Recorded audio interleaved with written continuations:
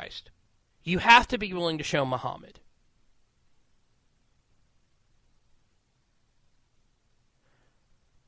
I mean, look, let's be honest here. Let's look at South Park. All right? South Park has made fun of Jesus and made fun of Satan. How many times?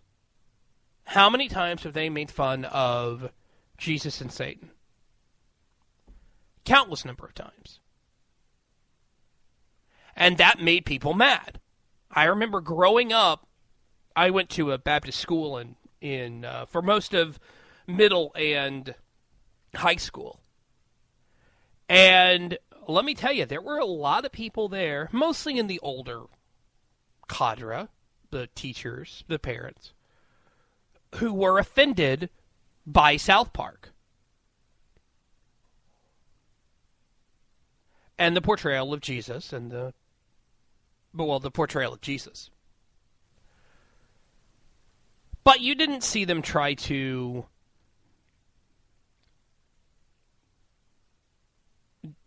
kill Matt Parker and Trey Stone. Or Trey Parker and Matt Stone. You didn't hear them do that. There were some that tried to get it thrown off the air, and kudos to Comedy Central for not doing that.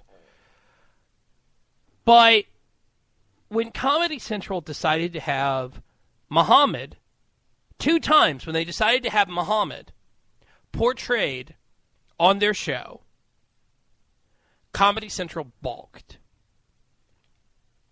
Comedy Central said, nope, you can't show Muhammad at all. Doesn't matter the context.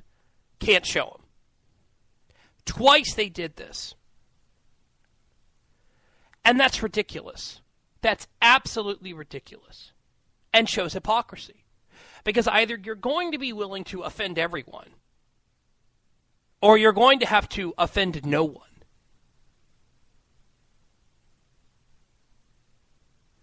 And that's something that individual news organizations are going to have to make that decision, and they're going to have to be consistent with it. Because if you're not consistent with it, that says something. And that leaves you open to a lot of criticism.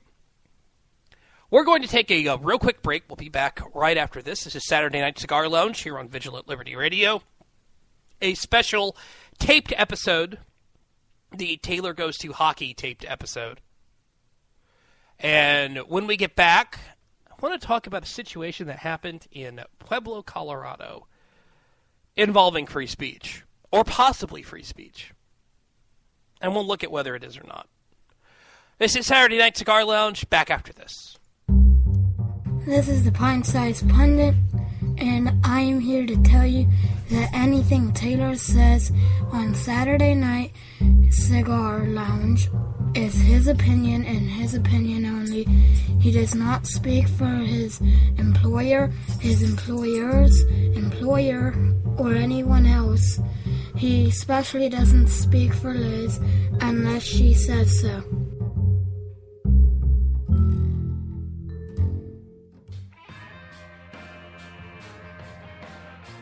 Hi, I'm Dustin Hoyt with America Our Way, and you can hear me right here on Vigilant Liberty Radio at 10/9 Central on Thursday nights. We bring you the best in political commentary from the right-wing, conservative, libertarian perspectives coming together and bringing the best content on the internet. Be sure to tune in every week for your favorite shows. Follow us on Facebook and Twitter.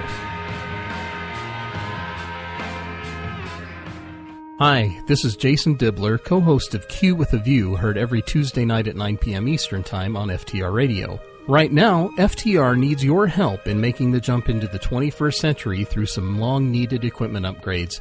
This is where you, the great and loyal listeners of Great Conservative Talk Radio, can really lend a hand. Visit GoFundMe.com/helpupgradeFTR right now. Your assistance, no matter how small, will help to ensure that FTR can continue to offer some of the best conservative radio on the interwebs. Your donation of $50 gets you up to 60 seconds of airtime on FTR Radio 4 times. For $100, your ad will run 10 times, or if you don't want to run an ad, you can have 30 minutes of FTR airtime to talk about anything you want. There are other thank yous for other levels of giving as well, but those are some pretty great offers. We hope you'll consider making a small donation to help keep quality conservative talk radio alive and thriving on the internet. Visit gofundme.com/helpupgradeftr today. Thank you.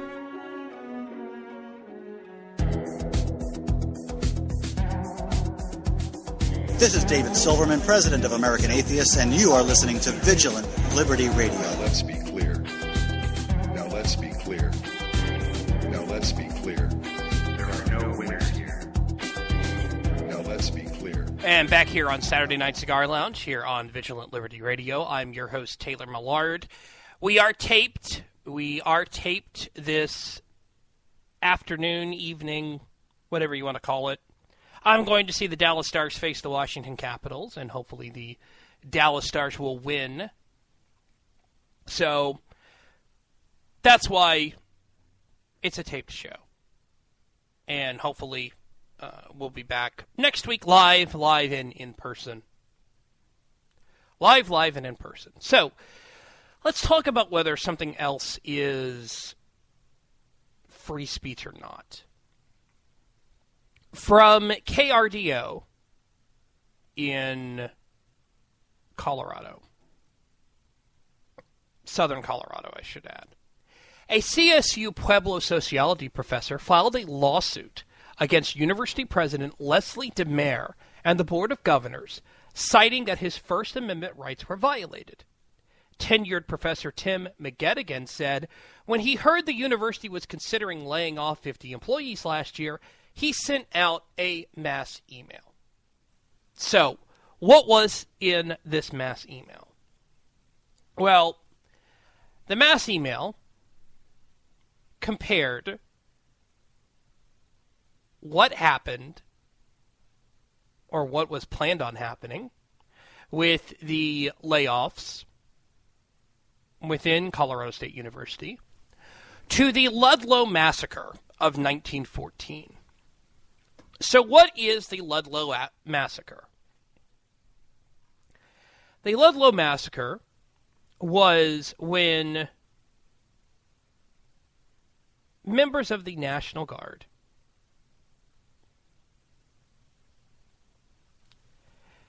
got into a firefight between a militia. It may not have been it was the Colorado National Guard. Members of the Colorado National Guard and Colorado Fuel and Iron Company, camp guards, got into a firefight with 1,200 striking coal miners and their family.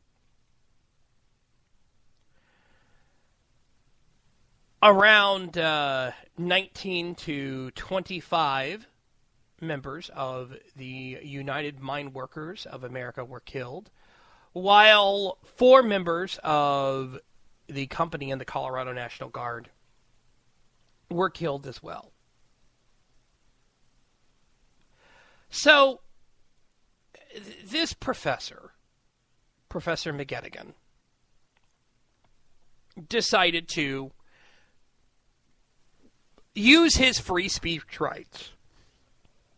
And they are free speech rights, by the way, to compare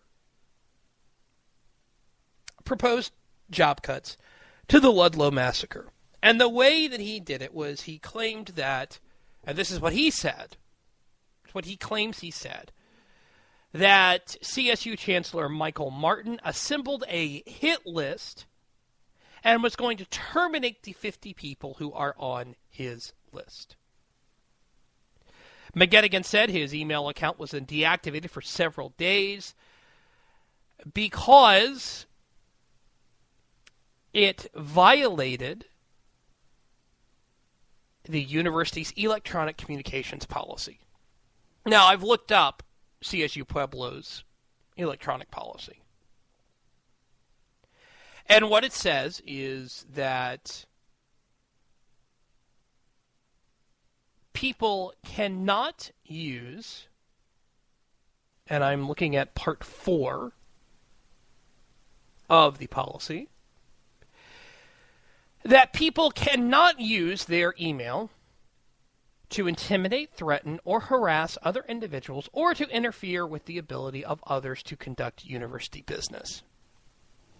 And this mass email that McGettigan put out, he sent to everyone, apparently. He apparently sent it to, from what I can figure out, he sent it out, he sent out this email to faculty, students, and staff.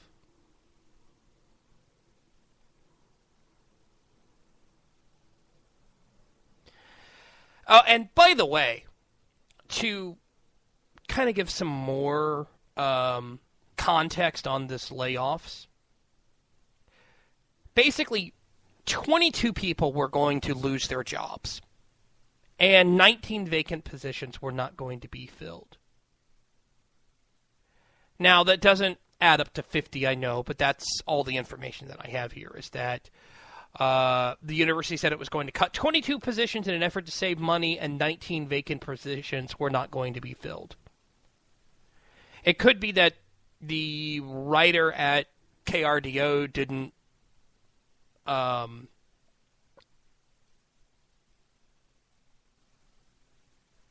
cut it out or add everything correctly. It could also mean that they were thinking about doing 50 layoffs and were definitely doing something like 41. So, or they rounded up, because 50 does sound better than 41. But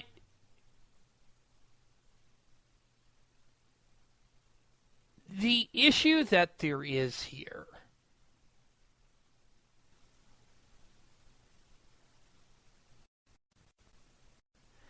is, did he use his free speech rights? Yes, this professor used his free speech rights. And the question that has to be asked is, was the use of electronic communications to intimidate, threaten, or harass other individuals or to interfere with the ability of others to conduct university business, did he violate that part of CSU Pueblo's electronic communications policy? Well, if you compare layoffs to a massacre, maybe, this is a gray area for me.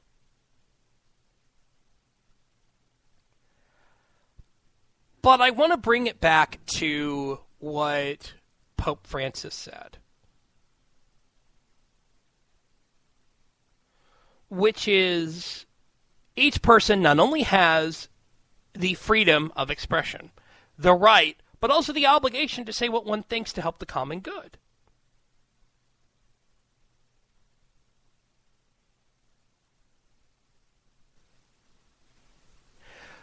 And then he said, one cannot provoke, one cannot insult other people's faiths, one cannot make fun of faith, or make fun of, cannot provoke. And this professor was probably looking to provoke someone within the administration.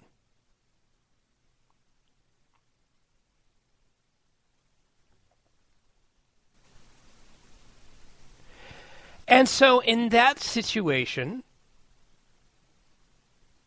he may have violated CSU Pueblo's regulations and had his email account shut down. Now, one of the things that should be noticed is that this is why courts were created and lawyers were created, to settle things like this. Is Professor Tim McGettigan, being censored?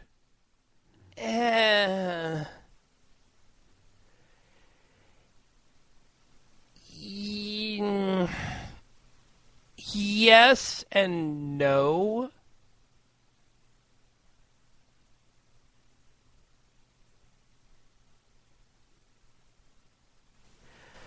is the university wrong for